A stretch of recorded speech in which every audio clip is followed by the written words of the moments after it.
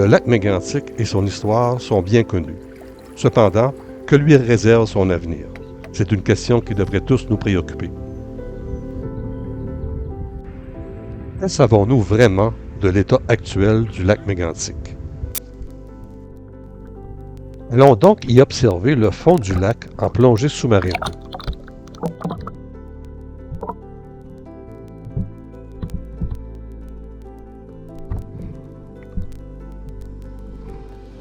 C'est surtout un fond rocheux dont le périphyton est recouvert d'une épaisse couche de sédiments.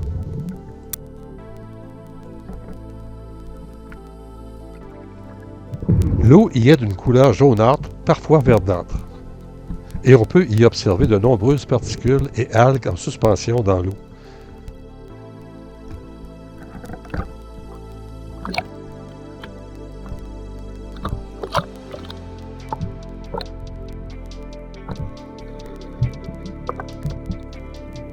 Le secteur devant le parc d'Ourdan est plutôt recouvert de plantes aquatiques. C'est un symptôme d'apport excédentaire en phosphore provenant possiblement du parc des vétérans.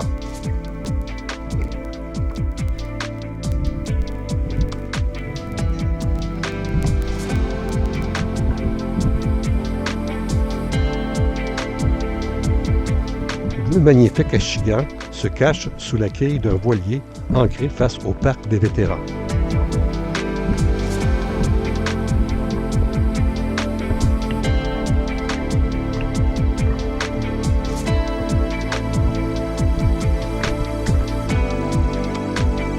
Allons longer le mur de roche délimitant le parc des vétérans du lac Mégantic. Ici encore, on y observe beaucoup de particules dans l'eau. On observe ici de curieuses boules vertes qui sont accrochées aux plantes aquatiques. Selon l'organisme Rappel, il s'agirait d'Ouprydium versatile ou de cyanobactéries agglomérées aux plantes aquatiques. Des analyses de laboratoire seraient cependant nécessaires afin de mieux identifier ces colonies de micro-organismes ou de bactéries présents en 2025 dans le lac Mégantic. Maintenant, rendons-nous plus près du mur de roche longeant le parc des vétérans.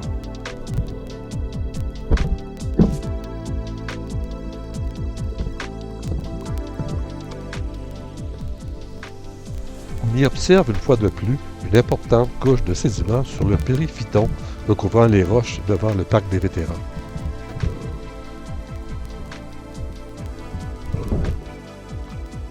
Curieusement, d'autres colonies d'Ouprydium versatile ou de cyanobactéries semblent aussi apprécier la présence de ces apports de nutriments sur les roches du mur longeant le parc des vétérans.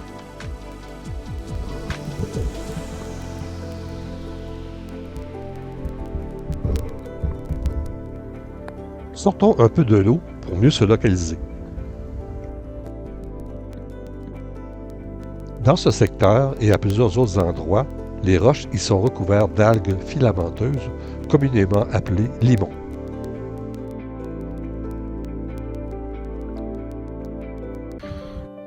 Longeons maintenant les berges du quai de lac Mégantic.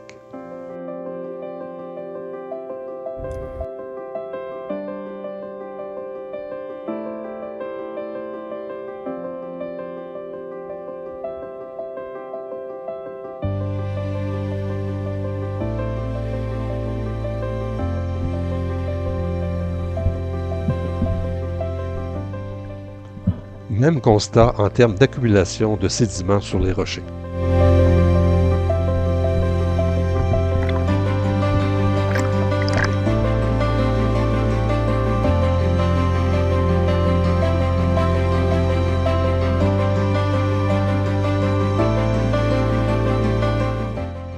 En termes de conséquences néfastes pour la faune aquatique, il faut aussi savoir que les abords du quai de lac Mégantic, depuis sa construction, sont devenus l'un des principaux sites de frai pour la truite grise. Voici un très beau spécimen.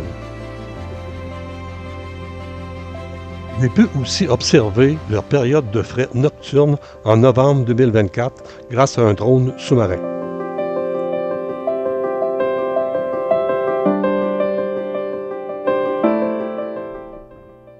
conséquence, les dépôts de sédiments sur cette frayère affecteraient la maturation et l'éclosion des œufs des truites grises.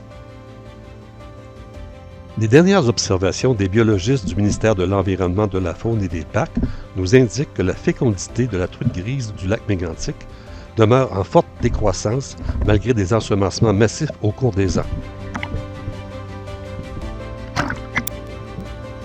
Nous sommes à même de constater ici la présence d'un important herbier au bout du quai du lac Mégantic, ce qui s'explique par la présence de phosphore et de sédiments en abondance dans le lac.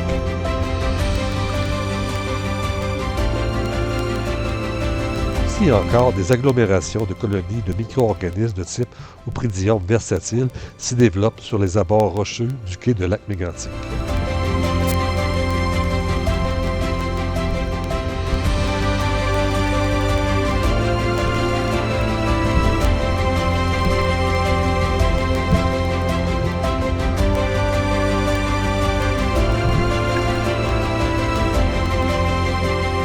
Plongeons maintenant dans la marina de lac Mégantic afin d'en constater l'état du fond de l'eau depuis le début des années 2020.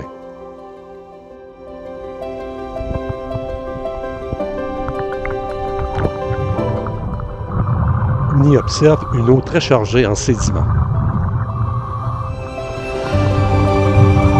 Après plusieurs années d'interventions conjointes et de séances d'arrachage, la présence du Myriophylla-epi a fortement diminué, quoique toujours présente dans la marina de lac Mégantic.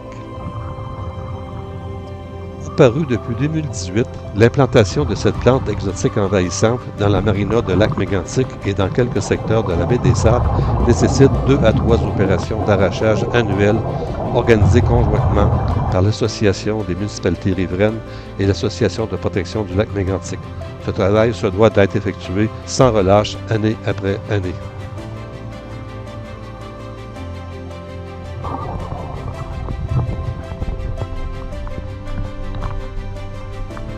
Après ces images tirées du présent, quelle histoire pourrons-nous raconter aux générations futures? Sûrement pas le récit d'avoir tout tenté afin de mieux protéger le lac Mégantic d'un vieillissement accéléré évitable. Pourtant, ce processus d'eutrophisation accéléré est malheureusement bien enclenché suite aux nombreux déversements massifs de sédiments provenant majoritairement des égouts pluviaux et des cours d'eau alimentant notre lac. Écoulement après une pluie sur la rue Baie des Sables le 30 juin 2024. Baie des Sables, 31 mai 2025. Les écoulements de sédiments se poursuivent sur le côté est de la baie des Sables, malgré des travaux préventifs effectués depuis 2022 par la ville de lac Mégantic sur 2 des 3 ruisseaux jugés problématiques dans ce secteur. Août 2022, plage de la baie des Sables après une forte pluie. Cependant, bonne nouvelle en 2025-2026, car des subventions vont enfin permettre aux municipalités de Nantes et de Lac-Mégantic d'effectuer des travaux de rétention et d'enrochement afin de tenter de solutionner ce grave problème de sédimentation des berges de la plage du Lac-Mégantic. Ces travaux permettront, je l'espère, de diminuer la présence d'herbiers importants près de la plage de la baie des Sables. Ruisseau problématique à Marston, dans la baie des Sables, le 30 juin 2024. Les accumulations de sédiments sont tellement importantes dans la baie des Sables que l'ancienne prise d'eau de la ville de Lac-Mégantic en est complètement saturée. Écoulement majeur, rue d'Orsonnance, 11 juillet 2024.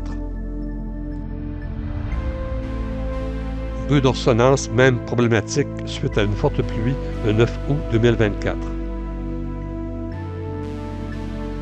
Écoulement modéré, rue d'Orsonnance, les 31 mai 2025 et 18 juin 2025, suite à des travaux d'amélioration sur le bassin de rétention du village Harmonie. Un autre ruisseau très problématique provenant de la municipalité de Frontenac et s'écoulant dans les limites de la municipalité de Lac-Mégantic sur la route 161 Sud. Sur place, les installations touristiques sont souvent victimes d'inondations majeures. On peut observer malheureusement plusieurs autres sources de rejets importants de sédiments sur l'ensemble des rives du lac Mégantic. Déplaçons-nous maintenant au sud-ouest du lac Mégantic, vers la Rocky Point, dans la baie Bella. Il s'agit d'un lieu privilégié pour la fraie de la truite grise à chaque automne. On y plonge pour en constater l'état des lieux. Ce type d'accumulation rocheux est très recherché par les truites grises pour y pondre leurs œufs à chaque automne. Cependant, l'accumulation de sédiments, même à cet endroit isolé, ne favorise possiblement pas la maturation et l'éclosion des œufs des truites grises à chaque printemps.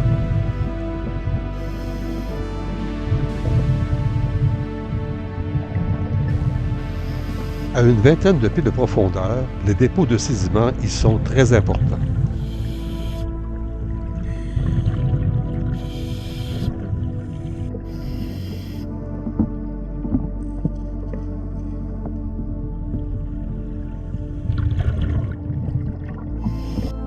Poursuivons notre exploration du lac vers Piopolis, dans la baie qui abritait autrefois son premier quai. Ces accumulations de roches ont été jadis aménagées il y a plus de 20 ans sur de la glace en plein hiver par l'Association de chasse et pêche de lac Mégantic et le ministère de la Faune afin d'y favoriser la fraie de la truite grise dont la reproduction était déjà à l'époque en déclin.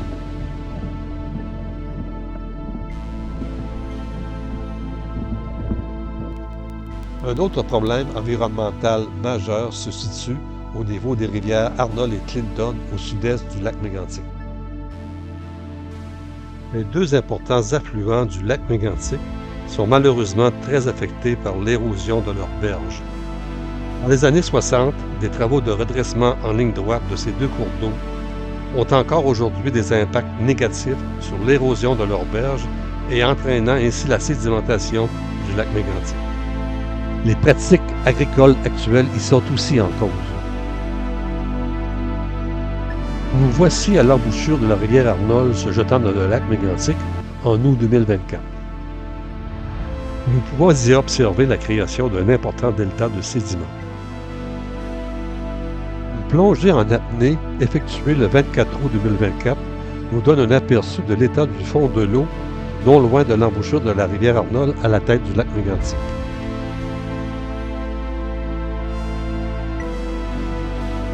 À mes yeux de plongeur, c'est très peu rassurant comme décor.